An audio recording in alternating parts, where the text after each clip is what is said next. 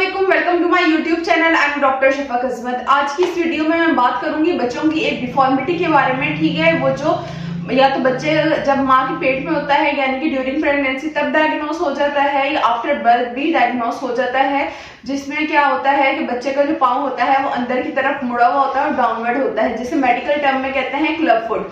ठीक है, club foot में आप लोगों ने देखा होगा या पता होगा कि क्या होता है कि जो बच्चे का पाँव होता है वो इनवर्ड होता है और साथ डाउनवर्ड होता है। ठीक है, यानी कि अमूमन अगर बच्चे का पाँव सीधा है, ठीक है, तो वो सीधा होने के बजाय वो इनवर्ड और डाउनवर्ड होगा। ठीक है, ये ड्यूरिंग प्रेगनेंसी भी अल्ट्रासाउंड के जरिए डायग्नोस हो जाता है, क्योंकि बच्चे का जो पाँव होता है वो मदर के पेट में भी इसी तरह इनवर्ड पोजीशन में और डाउनवर्ड पोजीशन में होता है। अब ये तो डिपेंड करता है कि या तो ये यूनिलैटरल हो सकता है यानी कि एक पाँव में हो सकता है, या बायलैटरल हो सकता है यानी कि दोनों पाँव में भी हो सकता है। अब ये होता क्यों है? ये जो पाँव के पीछे एक टेंडन होता है जिससे कि मेडिकल टर्म में एक्लीस टेंडन कहते हैं, वो शॉर्ट होता है। जब वो शॉर्ट होता है तो ये इसकी फुट की जो पोजीशन होती है वो ये होती है कि वो इनवर्ड होता है और वो डाउनवर्ड होता है।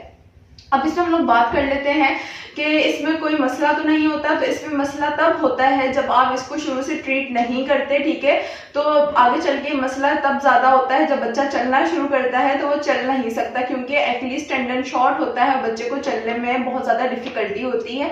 ठीक है, तो इसको शुरू से ही, बच्चा फर्स्ट मंथ का है उसको शुरू से ही, 1 महीने का है तो आप लोगों ने शुरू से इसको प्रॉपर ट्रीटमेंट देना है। अब ट्रीटमेंट में आ जाता है कि शुरू में आप लोग जब बच्चा पैदा होता है तो आप लोग मसाज करें। ठीक है, आप हल्के हाथ से मसाज करें। इसके अलावा क्या करें कि बच्चे को पाँव को हल्का हल्का करके, मतलब अंदर से पकड़ के थोड़ा सा स्ट्रेट करें और आहिस्ता आहिस्ता करके इसकी मूवमेंट करवाएं। ठीक है, मूवमेंट करवाने से, मसाज करने से काफी हद तक रिजॉल्व हो जाता है।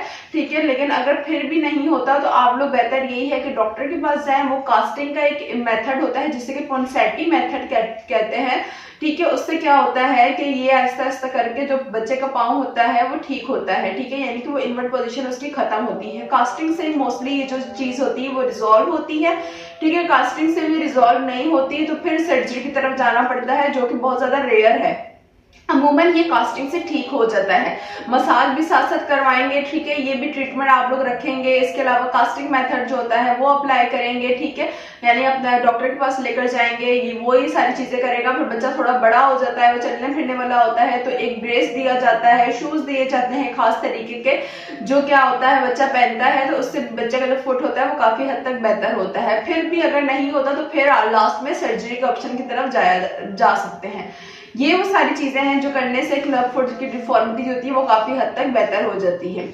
ठीक है, और इसमें ये भी होता है कि बच्चे का जो पाँव होता है, अगर आप उसको शुरू में ही, बच्चा पैदा हुआ है और उसको आप मसाज करके अच्छे तरीके से हल्के हाथ से और उसकी हल्की फुल्की एक्सरसाइजेस करवाते हैं। ठीक है, दिन में 3 से 4 मरतबा, ठीक है, 10 रिपीटिशंस आप करवा रहे हैं तो वो भी, उससे भी काफी हद तक लोगों को फायदा होता है। ये जो क्लब फुट की डिफॉर्मिटी होती है, ये अगर साल में थाउजेंड्स बर्थ हो रही है तो उसमें एक बच्चे को ये कॉमन होता है। ठीक है, तो आप लोगों ने बस कोशिश ये करनी है कि वो माएँ जो स्मोकिंग करती हैं वो स्मोकिंग ना करें। ठीक है, क्योंकि स्मोकिंग करने वाली माओं में ये चीज ज्यादा होती है कि बच्चे जो होते हैं उनके उनमें ये डिफॉर्मिटी आती है, क्लब फुट डिफॉर्मिटी होती है।